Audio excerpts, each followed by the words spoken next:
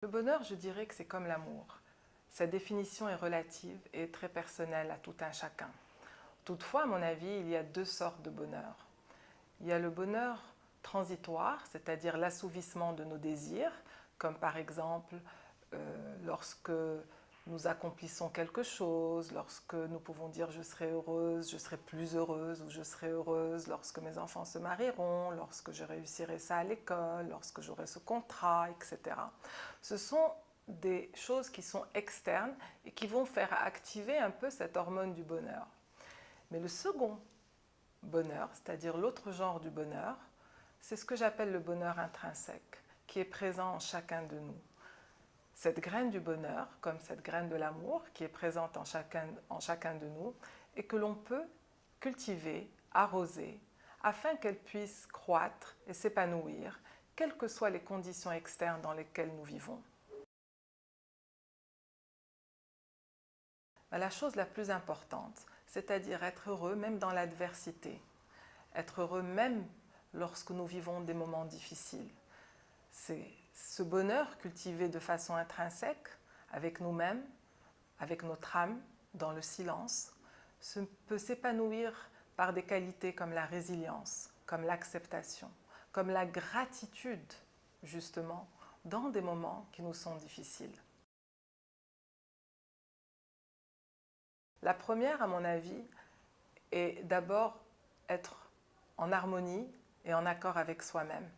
C'est-à-dire que cette connexion à soi soit une connexion qui soit faite et qui se cultive dans l'acceptation de soi. En quelque sorte, pour moi, la première clé, c'est devenir son meilleur ami. Et pour devenir son meilleur ami, c'est d'abord être en totale harmonie avec soi. La deuxième clé du bonheur, c'est être en harmonie avec son environnement. Et être en harmonie avec son environnement, comme certaines études l'ont prouvé, c'est avoir des relations affectives, des relations humaines qui sont constructives, qui sont épanouissantes et qui nourrissent l'âme et l'intellect, qui nourrissent l'âme et l'esprit. Une autre clé, c'est la gratitude. La gratitude permet de cultiver le bonheur intrinsèque tous les jours. Alors souvent, je conseille à mes clients d'écrire une liste de gratitude. 10 choses pour lesquelles vous éprouvez de la gratitude tous les jours. Juste le fait de l'écrire, de porter son attention dessus, active l'hormone du bonheur. Et cela permet ainsi de cultiver ce bonheur intrinsèque.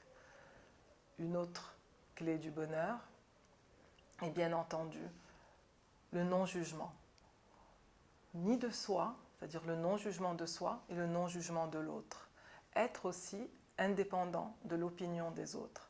Cela, bien entendu, relève du fait d'être en harmonie avec soi-même. Être indépendant de l'opinion des autres, c'est d'abord être content de soi. L'autre clé du bonheur, c'est bien entendu avoir un travail qui épanouit son intellect et qu'on aime. La plupart d'entre nous passent plus de, entre 6 et 8 heures, 10 heures, 12 heures, pour d'autres, je sais, beaucoup plus, d'heures en train de travailler.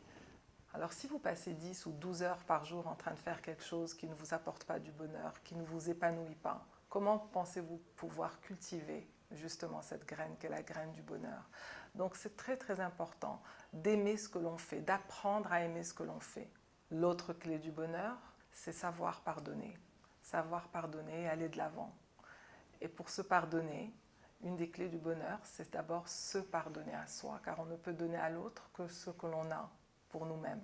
L'autre clé du bonheur, c'est être bien entendu à l'écoute de son corps, être à l'écoute de soi, nourrir son corps, nourrir son intellect, nourrir son âme et être à l'écoute de soi. Cela est une des clés principales du bonheur. Enfin, l'autre clé du bonheur, c'est être dans le moment présent.